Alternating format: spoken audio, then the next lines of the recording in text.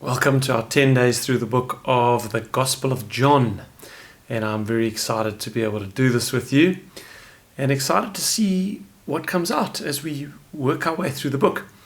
So John is such an interesting figure because he's known as the Apostle of Love.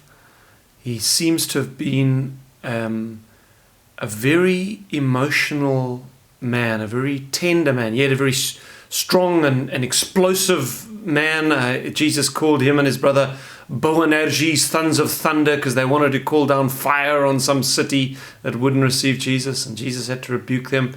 And yet, in his writings, we see the most tender moments. He's the apostle with his head leaning on Jesus' chest at the Last Supper because he knows Jesus is soon going to die. So he just seems to have been a man of a huge heart. And because of that, it's interesting to note that many of the greatest doctrines of Christianity are upheld most strongly by John. To John, Jesus was the most fascinating, enigmatic figure. He said, "That which I have handled with my own hands, our eyes have seen. He was manifested to us. We walked with him. We spoke with him. We ate with him. I put my head on his chest." He was very much a man.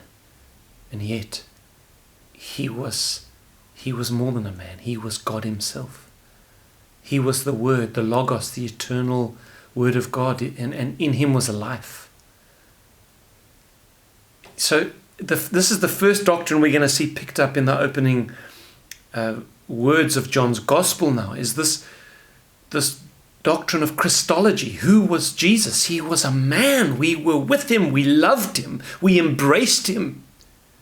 And yet, I'm here to tell you, says John, he was more than a man.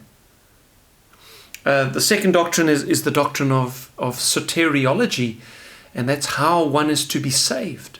And this is a major doctrine in John's Gospel. And here's the bottom line. You've got to be born again. If you want to be saved, you must be born again. This comes from John. And then the last one is theology proper, which is the study of God. And if you haven't heard yet, my friend, the Bible teaches that God is a triune being. Three, one, unity. He is one God, and yet he has three persons within his being. We can't understand it. It's a mystery to us. And yet God is so complex that he can be that. And this is what we're going to see. All of this in these opening verses from John's Gospel. So let's work through that together now. In the beginning was the Word, the Logos.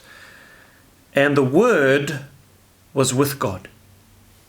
And the Word was God. He was in the beginning with God. Okay, so this is the first thing that John wants you to know about Jesus. Because in his gospel, he's going to tell you all about what Jesus did when he was on the earth. This is an eyewitness account from one of the 12 disciples who lived with Jesus for about 3 years, of all of the different experiences they had when they were with him for that 3-year period. So he's going to be describing to you Jesus as a man. And yet before he does that, he wants to make very sure that you understand that this Jesus, who's going to sound very much like a man, was more than a man. He was God himself on the earth. So in those first two verses, this is the first thing John wants you to notice, that this Jesus is an eternal being. He's an eternal being.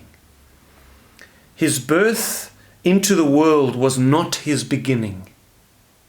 Your being began when you were conceived, and God created a living soul to be joined to the body that was being formed in your mother's womb.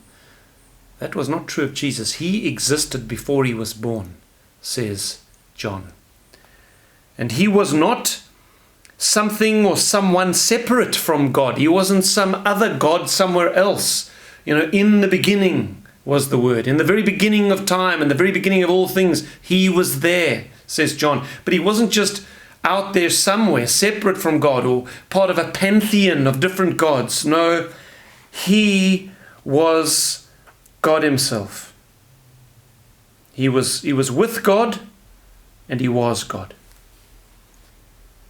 And here we then venture into more than just Christology. So Christology, who was Jesus? Well, he was God. He was with God. He's an eternal being. But now we get into theology proper. Who is God? This Trinity, this triune being. Well, Jesus was with God, and yet he was God. How can he be with God and yet be God? Because God is a Trinity. He was with his Father, Son, and Spirit, as it turns out, as John's also going to get into. And these three persons make up one being, the God of the Bible. Right, we carry on, verse 3.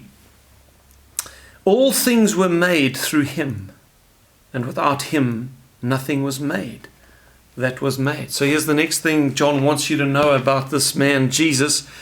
Well, not only was he with God and was he God, and he was there from the very beginning, but he created the heavens and the earth.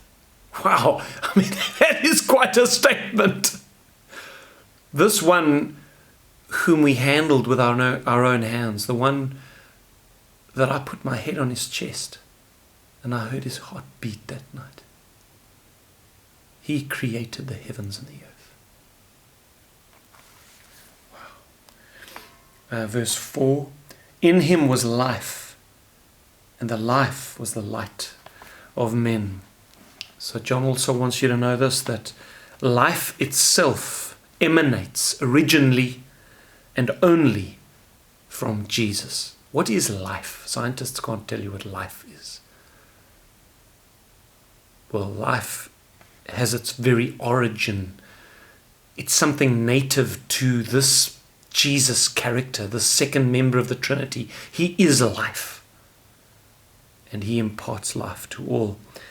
And that life, when it came into the world, was so contrary to the sin and death of this world that it shone like a light being brought into the darkness. So when this source of life itself came into the world, he was like light shining in a dark place, because this world is full of sin and death. But he came into the world as light and life.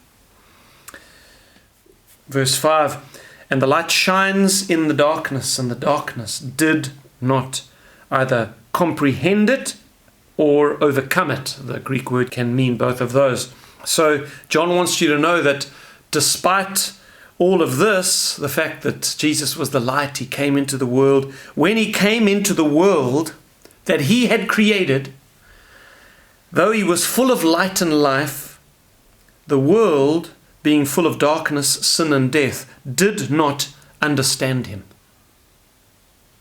And they resisted him, and yet they did not overcome him.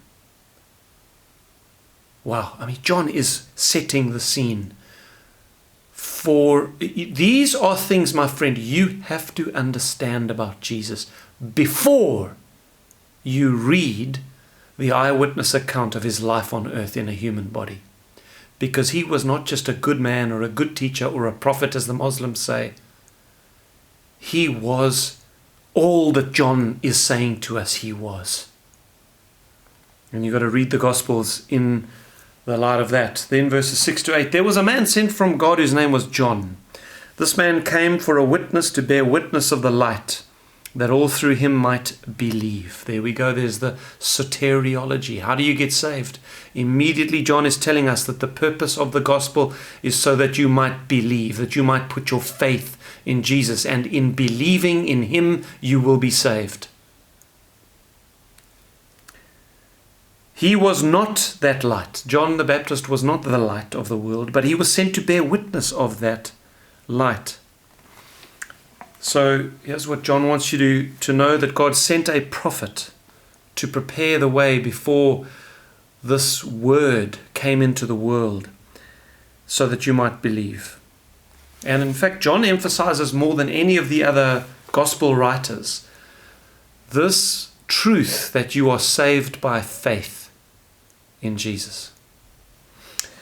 Then verse 9, that light, Jesus, that was the true light, which gives light to every man coming into the world. So John wants you to know, before he tells you the story, he wants you to know that this Jesus came into the world for the good of all men. Not just the Jews, not just the religious. He came to bring light to every human being. Then verses 10 to 12, he was in the world, and the world was made through him, and the world did not know him. He came to his own, or his own things, and his own things, his own people, did not receive him. But as many as received him, to them he gave the right or the authority to become children of God, to those who believe in his name.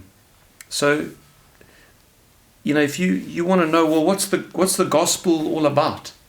Here John summarizes now for us this great mystery. He's telling us that this Jesus who came into the world was God himself, and he came to save the world. He came as a light into darkness, and though he created the world itself, he wasn't received. So he then summarizes this whole mystery, and his summary says that though the world was made through him, when he came into it, it didn't receive him. But for those few who did receive him, they were then adopted. Through faith in Jesus, they were adopted as the children of God. He carries on in verse 13. He says, they who became the children of God. Well, how do you become the child of God? Well, you become a child by being born into a family, right? Well, he says that they were born not of blood. So that wasn't a fleshly birth, nor of the will of the flesh. This wasn't through people having sexual relations with one another that these people were born as children of God, nor of the will of man. No one can decide who gets born into the family of God. So how are they born? Well, of God. It's God who decides who gets born again, and it's God who does the miracle of making them new and adopting them as his children. This was a miracle of God. Verse 14, and the Word, says John, became flesh and he dwelt among us, and we beheld his glory. The glory is of the only begotten of the Father, full of grace and truth. So John now explicitly tells you, how is it that this eternal Word, this life of men, this figure who was God himself and yet created the world when he was with God in the beginning, this weird figure, how did he come into the world and be the light of men? Well, he was made flesh. He became flesh. He was born into a human body. This is how it happened. He's back to Christology. Jesus was fully man, and yet he was fully God. Verses 15 to 17, John the Baptist bore witness of him and cried out, saying, this was he of whom I said, he who comes after me is preferred before me, for he was before me. And of his fullness we have all received, and grace for grace. For the law was given through Moses, but grace and truth came through Jesus Christ. And here John now begins his theology of what this did, this new covenant that was made in the blood of this man Jesus who came to die for us. Well, he says that this Jesus was greater than Moses, and he ushered in a whole new era, a whole new covenant, as it turns out. There is this break with the old covenant here. The law came through Moses, and that served its purpose, but grace and truth came through Jesus Christ. There's something new here. There's a new way that God now relates to men. And then finally, verse 18, no one has seen God at any time, the only begotten Son, who is in the bosom of the Father. He has declared him. And this is the final thing that John wants you to know. Theologically, he wants you to understand about Jesus before he now begins to tell you the very earthy story of Jesus walking around this world. He wants you to know that Jesus reveals perfectly who God is. No one has seen God at any time, says John. But this Word, this Jesus who came into the world, born into a human body, the one that we could handle and see and listen to and walk with and love and embrace, he revealed who God is to us. Later on in the Gospel, when I think it's Thomas says to Jesus, show us the Father and that's enough for us. And Jesus says to him, have I been with you so long, Thomas, and you don't know me? He who has seen me has seen the Father. That's John writing that. So this is another unique emphasis of John's.